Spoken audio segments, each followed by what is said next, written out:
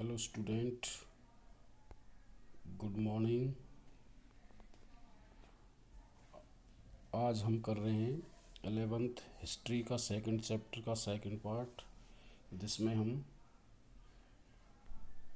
प्रारंभिक नगरों के बारे में वर्णन करेंगे। किस प्रकार कहाँ कहाँ पर प्रारंभिक नगरों का विकास हुआ और कौन कौन से प्रमुख प्रारंभिक नगर थे। तो सबसे पहले आता है इसमें प्रसिद्ध नगर। प्राचीन काल में मेसोपोटामिया में नगरीकरण की प्रक्रिया लगभग आज से 3000 ईसा पूर्व मानी जाती है, जिसमें सबसे पहला प्रमुख शहर बताया गया मेसोपोटामिया का उरूक। उरूक मेसोपोटामिया का सबसे प्राचीन नगर था। यह नगर आधुनिक इराक की राजधानी बगदाद से लगभग 250 किलोमीटर दक्षिण पूर्व की ओर फरात नदी के तट पर स्थित था। इसका उत्थान आज से लगभग 3000 ईसा पूर्व माना जाता है। इसकी गणना उस समय विश्व के सबसे विशाल नगरों में की जाती थी। यह उस समय लगभग 250 हेक्टेयर क्षेत्र में फैला हुआ था। यह सिंधु घाटी के मोहनजोदड़ो नगर से लगभग 2 गुना बड़ा था। 2800 ईसा पूर्व के आसपास इसका आकार बढ़कर के 400 हेक्टेयर हो गया। उस समय इस नगर में 50,000 से 80,000 के मध्य लोग निवास करते थे। इस नगर की स्थापना सुमेरियन के प्रसिद्ध शासक एन मरकर के द्वारा की गई थी। उसने इस नगर में प्रसिद्ध इन्नन्ना देवी के मंदिर का निर्माण किया था। उरूक के एक अन्य प्रसिद्ध शासक गिलगेमिस ने इसे अपने साम्राज्य की राजधानी घोषित किया था। उसने इस नगर की सुरक्षा के लिए इसके चारों ओर एक विशाल दीवार का निर्माण किया था। इस नगर के उत्खनन या खुदाई का वास्तविक कार्य जर्मनी के जूलियस जॉर्डन के द्वारा 1913 ईस्वी में आरंभ किया गया था। उसके बाद हमारा दूसरा नगर है उर। उर मेसोपोटामिया का एक प्रसिद्ध प्राचीन और महत्वपूर्ण नगर था। यह बगदाद से लगभग 300 किलोमीटर दक्षिण पूर्व की ओर स्थित था। यह फरात नदी से केवल 15 किलोमीटर दक्षिण पश्चिम की ओर स्थित था। इस नगर की सबसे पहली खुदाई एक अंग्रेज J.E. टेलर द्वारा 1854-55 ईस्वी में की गई।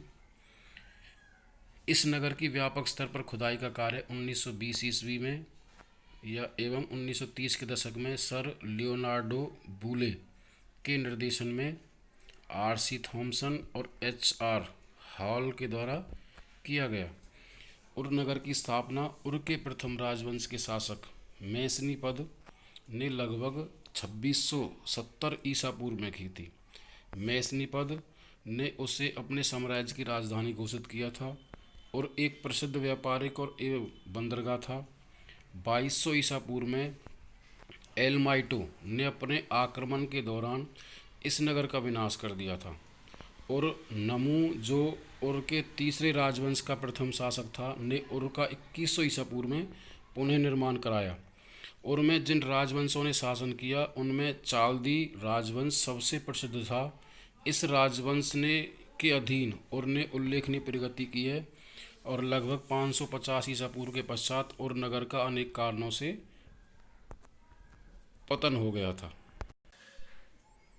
उसके बाद तीसरा महानगर है मारी। मारी प्राचीन मेसोपोटामिया का एक अन्य महत्वपूर्ण नगर था। यह नगर 2900 ईसा पूर्व से लगभग 1759 ईसा पूर्व के दौरान खूब फला फूला है। इस समय के दौरान इस नगर को 2350 ईसा पूर्व में अकंद के शासक सारगोन ने नष्ट कर दिया था।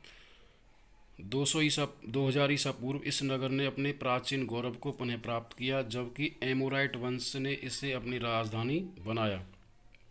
1759 ईसा पूर्व में यह नगर हामुराबी के आक्रमण के दौरान नष्ट हो गया था और 1933 ईसा पूर्व में मारी का उत्खनन कार्य फ्रांसीसी पुरातत्वविदों को द्वारा आरंभ किया गया था। 2006 ईसा पूर्व ईस्वी तक मारी के लगभग आधे प्रदेश का उत्खनन कार्य पूरा हुआ था। मारी में लोग खेती और पशुपालन का धंधा करते थे। पशु चारकों को जब अनाज एवं धातु के औजार आदि की आवश्यकता पड़ती थी तो वे अपने पशुओं मांस और चमड़े के बदले इन्हें प्राप्त करते थे। पशुओं के गोबर की खाद फसलों के उत्पादन के लिए उपयोगी सिद्ध मानी जाती थी। यद्यपि किसान और गड़हरिये एक दूसरे पर निर्भर थे, फिर भी उनमें आपस में लड़ाइयाँ होती रहती थी। इन लड़ाइयों का मुख्य कारण था, प्रथम, गड़हरिये अक्सर अपनी भेड़ बकरियों को पानी पिलाने के लिए बोए हुए खेतों में से गुजर गुजार गुजर कर ले जाते थे। इससे फसलों को बहुत नुकसान होता था। दूसरा, कई बार ये गड़हरिये जो खानाबदोश होते थे, किसानों के गांव पर आक्रमण कर उनके माल को लूट ले जाते थे। तीसरा, अनेक बार किसान इन पशु चारों का रास्ता रोक लेते थे तथा उन्हें अपने पशुओं को जल स्रोतों तक नहीं जाने दिया जाता था। गडरियों के कुछ समूह फसल काटने वाले मजदूरों अथवा भाड़े के सैनिकों के रूप में भी काम करते थे। समृद्ध होने पर वे यहीं बस जाते थे। मारी के प्रसिद्ध शासक जिमलीन ने वहाँ एक विशाल राजमहल का निर्माण कराया। यह लगभग 1810 से 1760 ईसा पूर्व में करवाया था। यह 2.4 हेक्टेयर क्षेत्र में फैला हुआ था। इसमें 260 कमरे थे। यह अपने समय में न केवल एक अन्य राजमहलों से सबसे विशाल था, अपितु यह बहुत सुंदर भी था। इसका निर्माण विभिन्न रंगों के सुंदर पत्थरों से किया गया था। इस राजमहल में लगे भित्ति चित्र इतने आकर्षक थे कि इसे देखने वाला व्यक्ति चकित रह जाता था। दीवारों पर बने हुए चित्र इतने आकर्षक थे कि लोग उन्हें देखकर चकित रह जाते थे। इस राजमहल की भव्यता को अपनी आंखों से देखने सीरिया और अलेप्पो के शासक स्वयं आए थे। उसके बाद आता है हमारा किस, जो मेसोपोटामिया सभ्यता का चौथा प्रमुख नगर माना जाता है। किस प्राचीन मेसोपोटामिया में एक महत्वपूर्ण नगर था। यह बेबीलोन से 12 किलोमीटर दूर स्थित था। यह जल प्लावन के पश्चात स्थापित होने वाला प्रथम नगर था। इसका उत्खनन लगभग 3000 ईसा पूर्व में हुआ है। इसका प्रथम शासक उर्तुग था। वह एक पराक्रमी शासक था। उसने अपने शासनकाल में ईरान पर आक्रमण कर वहां लूटमार की थी। यह नगर 2800 ईसा पूर्व से लगभग 2370 ईसा पूर्व में अपनी उन्नति के शिखर पर था। यह नगर 600 ईस्वी तक अस्तित्व में रहा। कुबवा किस पर शासन करने वाली प्रथम रानी थी। वह 2450 ईसा पूर्व में सिंहासन पर बैठी थी। इस नगर का प्रमुख देवता जवाबा था। इस नगर के उत्खनन का कार्य 1912 से 1914 ईस्वी में किया एक फ्रांसीसी दल के द्वारा। 1923 से 1933 ईस्वी तक एंग्लो अमरीकी के संयुक्त दल द्वारा किया गया था। इस नगर के उत्खनन में हमें एक विशाल महल, एक मंदिर, 3 जुगुरात और कुछ समाधियां भी मिली हैं। उसके बाद आता है हमारा 5वां प्रमुख नगर लगस। लगस सुमेर का सबसे प्राचीन और महत्वपूर्ण नगर था। यह आधुनिक इराक के शहर बसरा से लगभग 200 किलोमीटर उत्तर पश्चिम की ओर स्थित था। इस नगर की राजधानी का नाम गिरसू था। इस नगर के उत्खनन में 2 फ्रांसीसी पुरातत्वविदों ने मुख्य भूमिका निभाई थी, जिसमें गैस्टन क्रॉस और अर्नेस्ट दी सार्जेक थे। लगस का प्रथम शासक उर्निना था। वह 3050 ईसा पूर्व सिंहासन पर बैठा था। वह एक योग्य शासक प्रमाणित हुआ। उसने लगस के नगर देवता निनगिरसु की स्मृति में अनेक मंदिरों का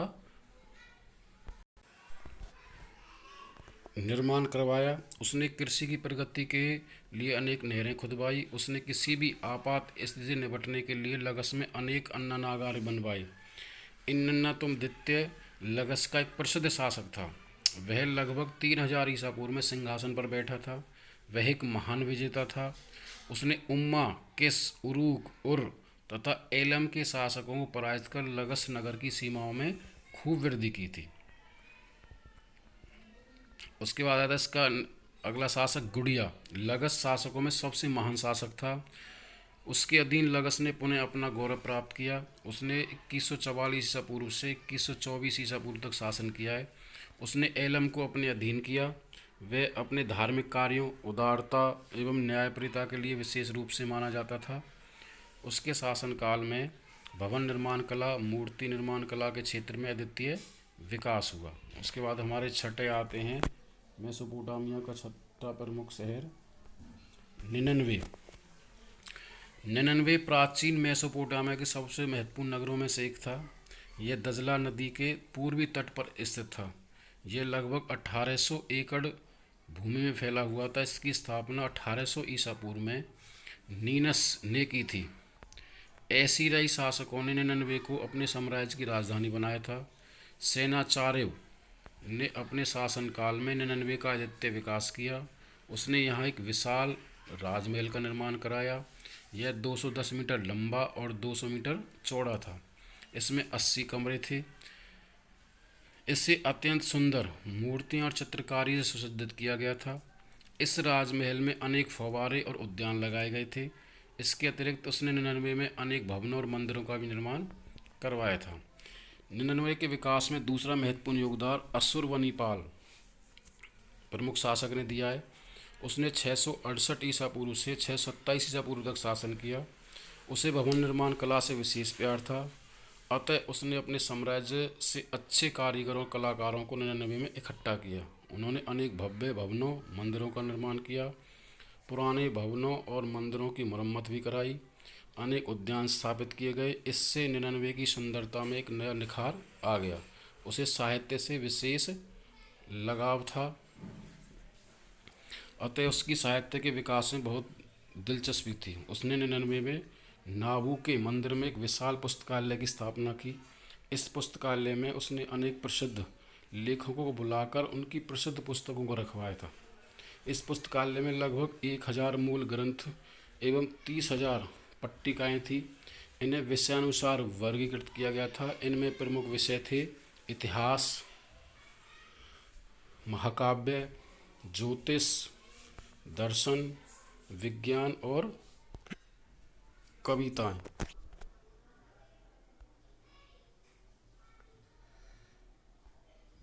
के बाद हमारा आता है सातवां प्रमुख नगर निम्रुद। निम्रुद प्राचीन काल मेसोपोटामिया के महत्वपूर्ण नगर था। यह दजला नदी के दक्षिण तट पर स्थित था। इस नगर को प्राचीन काल में कलहो के नाम से भी जाना जाता था। इस नगर का सर्वप्रथम उत्खनन हेनरी आर्नस्टेन लेयार्ड ने 1845 ईस्वी से 1851 ईस्वी के मध्य।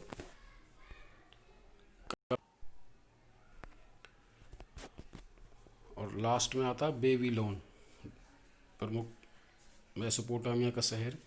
बेबीलोन दजला नदी के उत्तर पश्चिम में स्थित था। इसकी राजधानी का नाम बेबीलोन था। इस नगर ने लोनिया था। इस नगर ने प्राचीन काल में मेसोपोटामिया के इतिहास में अत्यंत महत्वपूर्ण भूमिका निभाई।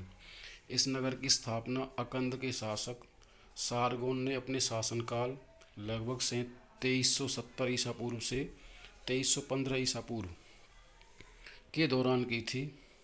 उसने यहाँ अनेक भवनों का निर्माण कराया। उसने देवता मुर्दुक की स्मृति में एक विशाल मंदिर का निर्माण भी कराया। हामुराबी के शासनकाल जो लगभग 1780 ईसा पूर्व से 1750 ईसा पूर्व माना जाता है में बेबीलोन ने उल्लेखनीय विकास किया है। बाद में एसीरियाई के शासक तुकुर्ती निनरता ने बेबीलोन पर स्वतंत्र करा लिया था। 625 ईसा पूर्व में नेबुकडनेस्सर ने बेबीलोनिया को एसीरियाई शासक से स्वतंत्र कराया। इस प्रकार नेबुकडनेस्सर ने बेबीलोन में कैल्डियन वंश की स्थापना की। उसके एवं उसके उत्तराधिकारियों के अधीन बेबीलोन में एक गौरवपूर्ण युग का आरंभ हुआ। इसकी गणना विश्व के प्रमुख नगरों में की जाने लगी। उस समय इसका क्षेत्रफल लगभग 850 हेक्टेयर था। इसके चारों ओर एक तिहरी दीवार बनाई गई थी। इसमें अनेक विशाल भव्य राजमहल और मंदिरों का निर्माण कराया गया। एक विशाल जिगुरात और भाव सीढ़ीदार मीनार बेबीलोन के आकर्षण का मुख्य केंद्र थी। बेबीलोन एक प्रसिद्ध व्यापारिक केंद्र भी था। इस नगर ने भाषा, साहित्य, विकास, विज्ञान और चिकित्सा के क्षेत्र में महत्वपूर्ण योगदान दिया है। नेबूनिडस स्वतंत्र बेबीलोन का अंतिम शासक था। तो ये प्रमुख नगर जिनमें 8वां बेबीलोन, 7वां निम्रुद, छठा 99, पांचवा लगस, चौथा किस, तीसरा मारी, दूसरा उर, और फर्स्ट में आता है हमारा उरुक। ये प्रमुख 8 नगर थे जो मेसोपोटामिया के प्रसिद्ध माने जाते प्राचीन सबसे। उसके बाद आता है प्रारंभिक शहरी समाजों का स्वरूप। तो शुरुआती जो समाज था शहरों का वो कैसा था। तो जैसा कि हम कर चुके कि शहरी जीवन की शुरुआत लगभग आज से 3000 ईसा पूर्व मानी जाती है मेसोपोटामिया में। तो सबसे पहला आता है नगर योजना। नगर योजना के अंदर मेसोपोटामिया में एक निश्चित योजना के अनुसार नगरों का निर्माण किया गया था। इस बात की ओर विशेष ध्यान रखा गया कि नगरों में बनाए जाने वाले भवन मजबूत हों, इसलिए मकानों की नींव में पकाई हुई ईंटों का प्रयोग किया गया था। हामुराबी ने निश्चित योजना के अनुसार सभी भवनों को बनाने के लिए विशेष निर्देश जारी किए थे। उसने नगर निर्माण को सुंदर बनाने के लिए भी योजनाएं तैयार की थी। उसके बाद आता है प्रमुख वर्ग। उस समय प्रारंभिक शहरी समाजों में सामाजिक असमानता भेदभाव आरंभ हो चुका था। उस समय समाज में 3 प्रमुख वर्ग प्रचलित थे। प्रथम वर्ग कुलीन लोगों का था। इसमें राजा, राज्य के अधिकारी, उच्च सैनिक अधिकारी, धनी व्यापारी, पुरोहित सम्मिलित थे। इस वर्ग को समाज में सर्वोच्च स्थान प्राप्त था। इस वर्ग के लोग बहुत ऐश्वर्यपूर्ण जीवन व्यतीत करते थे। वे सुंदर महलों और भवनों में रहते थे। वे मूल्यवान वस्त्रों का प्रयोग करते थे। वे अनेक प्रकार के स्वादिष्ट भोजन खाते थे। उनकी सेवा में अनेक दासियां और दास काम करते थे। दूसरा वर्ग आता है मध्यम वर्ग। इस वर्ग में छोटे व्यापारी, शिल्पी, राज्य के अधिकारी और बुद्धिजीवी सम्मिलित थे। इनका जीवन स्तर काफ़ी अच्छा था। तीसरा वर्ग समाज का सबसे निम्न वर्ग था। इसमें किसान, मजदूर और दास सम्मिलित थे। यह समाज का बहुसंख्यक वर्ग था। इस वर्ग की स्थिति अत्यंत दयनीय थी। उनमें मिली शाही कब्रों में राजाओं और रानियों के शवों के साथ अनेक बहुमूल्य वस्तुएं जैसे आभूषण, सोने के पात्र, सफ़ेद सीपियाँ और लाजवर्द जड़े हुए लकड़ी के वाद्य यंत्र, सोने के सजावटी खंजर आदि विशाल मात्रा में मिले। दूसरी ओर साधारण लोगों के शवों के साथ केवल मामूली से बर्तनों को दफनाया गया था। इससे स्पष्ट अनुमान लगाया जा सकता है कि उस समय धन दौलत का अधिकांश हिस्सा एक छोटे से वर्ग के हाथ में केंद्रित था। उसके बाद आता है परिवार प्रणाली। परिवार को समाज की आधारशिला माना गया था। प्राचीन काल में मेसोपोटामिया के समाज में एकल परिवार का प्रचलन था।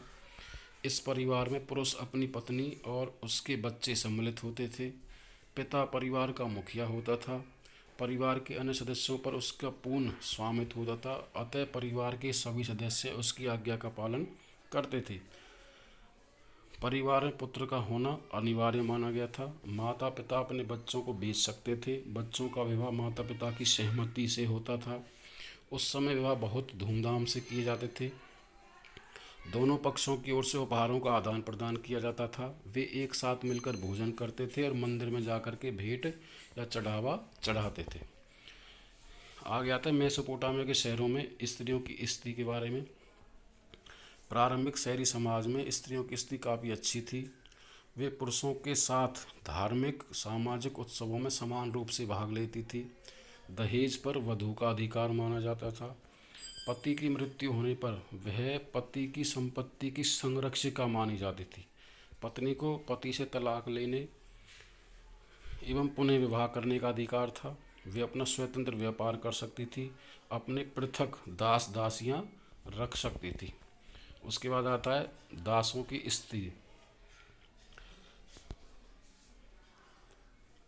प्रारंभिक शहरी समाजों में दासों की स्थिति सबसे निम्न थी। उस समय दास 3 प्रकार के थे। युद्धबंदी, जिन्हें युद्ध में जीत कर ला करके बंदी बनाया जाता था, वो दास कहलाते थे। माता पिता द्वारा बेचे गए बच्चे एवं कर्ज न चुका सकने वाले व्यक्ति। दास बनाए गए व्यक्तियों को पशुओं की तरह खरीदा और बेचा जाता था। इन दासों को किसी प्रकार का कोई अधिकार प्राप्त नहीं था। उन्हें अपने स्वामी की संपत्ति माना जाता था तथा उनकी आज्ञा का पालन करना पड़ता था। ऐसा न करने वाले दास अथवा दासी को कड़े दंड दिए जाते थे। यदि कोई दास भागने पर पकड़ा जाता था तो उसे मृत्यु दंड दिया जाता था। स्वामी जब चाहे किसी दास की सेवा से प्रसन्न होकर उसे मुक्त कर सकता था। कोई भी दास अपने स्वामी को धन देकर अपनी मुक्ति प्राप्त कर सकता था। कोई भी स्वतंत्र नागरिक अपनी दासी को उपपत्नी बना सकता था और दासी से उत्पन्न संतान को स्वतंत्र मान लिया जाता था। उसके बाद आता है मेसोपोटामिया के शहरों के लोगों के मनोरंजन के साधन। प्रारंभिक शहरी समाजों के लोग विभिन्न साधनों से अपना मनोरंजन करते थे। वे नृत्य गान के बहुत शौकीन थे। इसका अनुमान इस तथ्य से लगाया जा सकता है कि हमें उत्खनन से खुदाई से बांसुरी, बीना एवं ढोल आदि के अवशेष मिले हैं। मंदिरों में भी संगीत और नृत्य गान के विशेष सम्मेलन होते रहते थे। वे शिकार खेलने, पशु पक्षियों की लड़ाइयाँ देखने एवं कुश्तियाँ देखने के बहुत शौकीन थे। वे शतरंज खेलने में बहुत रुचि लेते थे। बच्चे अपना मनोरंजन अनेक प्रकार के खिलौनों से करते थे। तो ये मुख्य रूप से वहाँ के लोगों के मनोरंजन के। अब आता है इसमें लेखन कला, मेसोपोटामिया सभ्यता की लेखन कला के बारे में।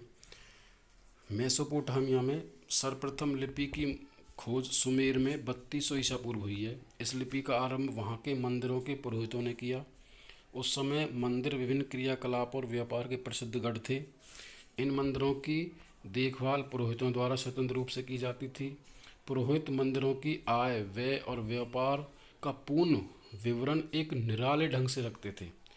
वे मिट्टी की पट्टिकाओं पर मंदिरों को मिलने वाले सामानों और जानवरों के चित्रों जैसे चिन्ह बनाकर उनकी संख्या भी लिखते थे। हमें मेसोपोटामिया के दक्षिण उर नगर के मंदिरों से संबंधित लगभग 5000 सूचियाँ मिली हैं। इनमें बैलों, मछलियों, रोटियाँ एवं आदि के चित्र और संख्या दी गई हैं। इससे वस्तुओं का स्मरण रखना सुगम था। इस प्रकार मेसोपोटामिया में चित्रलिपि का जन्म हुआ। लिखाई के साथ साथ चित्र अंकित करना। चित्रलिपि काफ़ी कठिन थी। चित्रों के माध्यम से कुछ स्थूल पदार्थों के संबंध में जानकारी प्राप्त हो जाती थी, किंतु उनमें सभी पदार्थों का ज्ञान प्राप्त करना संभव नहीं था। उदाहरण के लिए सिर का चित्र देखकर उसकी पहचान करना संभव था, किंतु मुख का चित्र देखकर उसके भाव का अनुमान नहीं लगाया जा सकता था। धीरे धीरे चित्रलिपि में सुधार किया गया। अब स्थूल चित्रों के साथ साथ भाव चित्र बनाए जाने लगे। मुख का भाव व्यक्त करने के लिए वस्तु चित्रों में परिवर्तन कर उन्हें भिन्न अर्थ देने के लिए भी अपनाई गई। मेसोपोटामिया के लोग मिट्टी की पट्टिकाओं पर लिखा करते थे। लिपिक चिकनी मिट्टी को गीला करता था, उसके पश्चात उसे गूंथकर एक ऐसे आकार की पट्टी का रूप देता था जिसे वह सुगमता से अपने हाथ में पकड़ सके। इसके बाद सरकंडे की तीली की तीखी नोक से उसकी नम चिकनी सतह पर कीलाकार चिन्ह बना देता था। इसे बाएं से दाएं लिखा जाता था। इस लिपि का प्रचलन लगभग 2600 ईसा पूर्व से हुआ है। 1850 ईसा पूर्व में कीलाकार लिपि के अक्षरों को पहचाना एवं पढ़ा गया। ये पट्टिकाएं विभिन्न आकारों की होती थी। जब इन पट्टिकाओं पर लिखने का कार्य पूर्ण हो जाता था तो उन्हें पहले धूप में सुखाया जाता था, फिर आग में पका लिया जाता था। इस कारण वे पत्थर की तरह कठोर हो जाया करती थी। इसके 3 लाभ थे। प्रथम, वे पेपिरस की तरह जल्दी नष्ट नहीं होती थी। दूसरा, उन्हें एक स्थान से दूसरे स्थान पर ले जाना आसान था। तीसरा, एक बार लिखे जाने पर उसमें किसी प्रकार का परिवर्तन नहीं किया जा सकता था। मेसोपोटामिया की सबसे प्राचीन ज्ञात भाषा सुमेरियन थी। 2400 ईसा पूर्व के आसपास सुमेरियन भाषा का स्थान अकंदी भाषा ने ले लिया। 1400 ईसा पूर्व में धीरे धीरे अरामाइक भाषा का प्रचलन आरंभ हुआ। 1000 ईसा पूर्व के पश्चात अरामाइक भाषा का प्रचलन व्यापक रूप से होने लगा। यद्यपि मेसोपोटामिया में लिपि का प्रचलन हो चुका था, किंतु इसके बावजूद यहाँ साक्षरता की दर बहुत कम थी। इसका कारण यह था कि केवल चिन्हों की संख्या 2000 से अधिक थी। इसके अतिरिक्त यह भाषा बहुत पेचीदा थी, अतः इस भाषा को केवल विशेष प्रशिक्षण प्राप्त लोग ही सीख सकते थे। मेसोपोटामिया की लिपि के कारण ही इतिहासकार इस सभ्यता पर विस्तृत प्रकाश डाल सके हैं। तो ये हमारा इस चैप्टर का एंड। अगली वीडियो में नेक्स्ट चैप्टर करेंगे। थैंक यू, धन्यवाद।